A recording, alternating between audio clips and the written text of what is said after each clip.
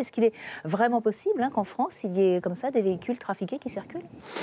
Peut-être que ces voitures ont le logiciel en question, mais quand on voit à quel point les normes européennes sont beaucoup plus faciles à passer qu'aux États-Unis, c'est pas du tout évident qu'on décèle quelque chose d'anormal, parce que les normes en elles-mêmes sont sévères en Europe. Par contre, pour les passer, les conditions sont totalement irréalistes, ne correspondent pas du tout à ce qui va se passer sur la route. On le voit par exemple avec les mesures de consommation.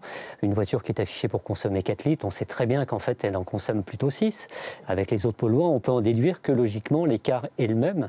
Donc en conséquence, sans doute que les voitures passent dans les conditions actuelles des procédures d'homologation de manière tout à fait satisfaisante et il n'y a pas besoin de tricher. Si on retrouve ce logiciel dans les voitures françaises, les propriétaires de Volkswagen, d'Audi, de Skoda, de Seat pourraient devoir ramener leur véhicule pour le faire contrôler et détecter s'il y a le logiciel? Uniquement si ces voitures, effectivement, il y a une triche et donc elles ne satisfassent pas les normes européennes, mais ça serait quand même très étonnant parce que quand on voit comment a lieu une procédure d'homologation en Europe, eh ben on se dit que, vous savez, ça se passe même en allant en vélo.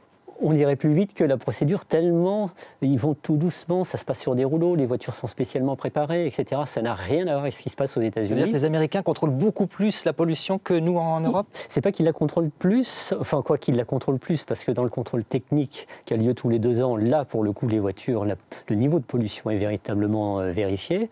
Par contre, ce qui est important, c'est que quand ils homologuent une voiture, ils le font dans des conditions qui sont beaucoup plus réalistes qu'en Europe.